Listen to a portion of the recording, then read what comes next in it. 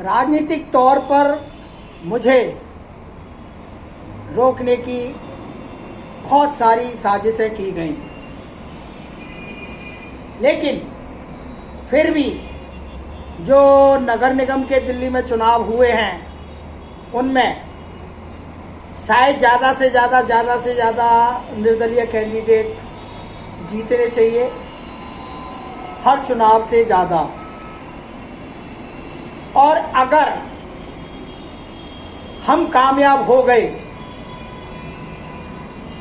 तो आने वाले समय में यूपी में जितने भी नगर पालिका नगर निगम के चुनाव होंगे वहाँ जाकर निर्दलीय कैंडिडेटों को, क्योंकि यही एक रास्ता है विकेंद्रीकरण का, सत्ता के विकेंद्रीकरण का।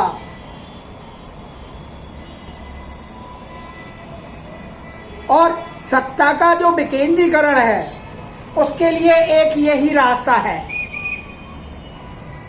3 चुनाव हमारे भारत में है। सबसे पहला एमपी का चुनाव, देश का चुनाव, राष्ट्रीय चुनाव, जिसमें देश के प्रधानमंत्री को चुना जाता है। दूसरा चुनाव जो राज्यों के चुनाव होते हैं, एमएलए चुने जाते हैं, विधायक बनाए जाते हैं, जनता विधायक बना के विधानसभा में भेजती है, उससे मुख्यमंत्री चुना जाता है।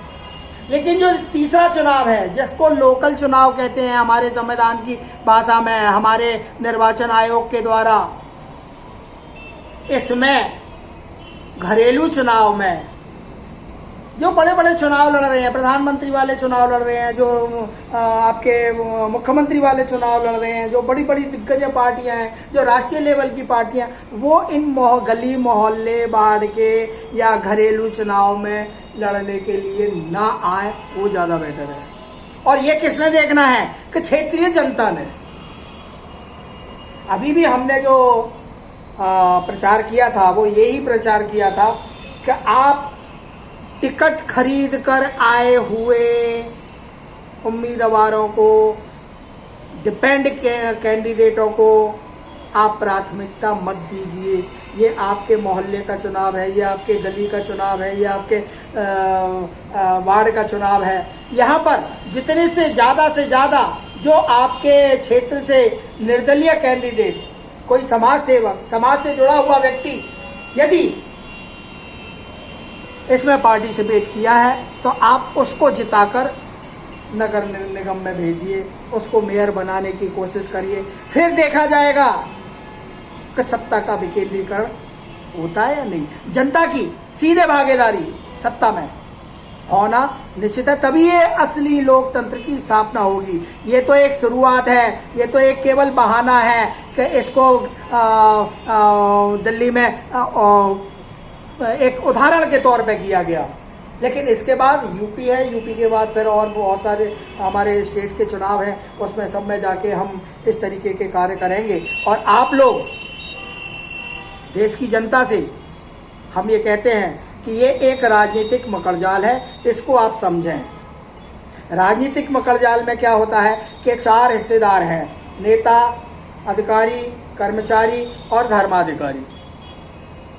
नेता को बचाता है, नेता के फेवर में रहता है, अधिकारी अधिकारी को बचाता है, कर्मचारी को बचा लेता है जनता के विद्रोह से, जनता के गुस्से से, जनता के किसी कार्यप्रणाली से, आंदोलन से।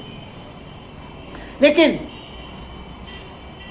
जब ये तीनों जनता के चंगुल में फंस जाते हैं तब धर्माधिकारी को उतारते हैं, धर्माधिकारी को बुलाते हैं और उसको स्वागत करके, उसका दुसाला उसाला पूजन करके और उसको या तो कोई राज्य मंत्री का दर्जा दे देते हैं या उसको कोई ऐसा प्रलोभन दे देते हैं। उसका कारण है, ये ऐसा क्यों कर पाने में सफल है, क्योंकि इनको पता है कि जनता कभी भी जनता के साथ खड़ी नहीं होती। और इस भ्रम को, ये जो परसेप्शन बनाया हुआ है राजनीतिक पार्टियों ने या राजनीतिक कार्यकर्ताओं ने, राजनीतिक एजेंटों ने, राजनीतिक पार्टियों के नेताओं ने जो परसेप्शन बनाया हुआ है कि जनता कभी जनता के साथ खड़ी नहीं होती, अब जनता जनता के साथ खड़ी होने लगी है। क्यों? क्योंकि उसको अवेयरनेस, उसको जागरूकता हो रही है। उसने बहुत कुछ सहन किया है इस 2 साल के पीरियड में। उन्होंने बेरोजगारी, भूख, पलायन, हारी, बीमारी, मौत, रिश्तेदारी, नातेदारी, सब कुछ देख लिया है। अब देख लिया है तो वो मजबूत हो गए, बूस्ट लग गए, 2 इंजेक्शन लग चुके हैं, एक तीसरा बूस्टर लग चुका है, तो जनता अब मजबूत हो चुकी है। अब जनता को सत्ता में भागीदारी सीधी जाने के लिए अब उन नेताओं की ज़रूरत नहीं है। हमारे जो राज्य के चुनाव हैं, जो हमारे राष्ट्रीय चुनाव हैं, इनमें राजनीतिक पार्टियां लड़ें मरें, जो कुछ करनी है राजनीति वहाँ करें, लेकिन जो ये घरेलू चुनाव हैं, घरेलू चुनाव में भी एक आध 2 कैटेगरी हैं, जैसे नगर पालिका के, नगर निगम के, ग्राम प्रधानी के या स्कूल कॉलेजों के।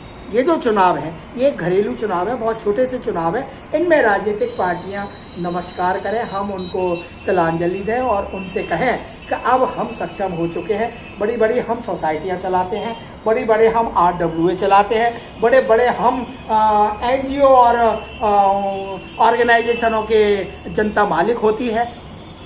और जब इतने लंबे स्केल पे वो सब कार्य संभाल सकती है, तो एक वार्ड का चुनाव है, एक मोहल्ले का चुनाव है, एक मोहल्ले में एक नेता खड़ा करना, एक सामाजिक कार्यकर्ता को उकसा के उसको खड़ा करना और नगर पालिका में या नगर निगम में या ग्राम पंचायत में वहाँ भेजना और भेज के वहाँ से फिर वो काम कराना।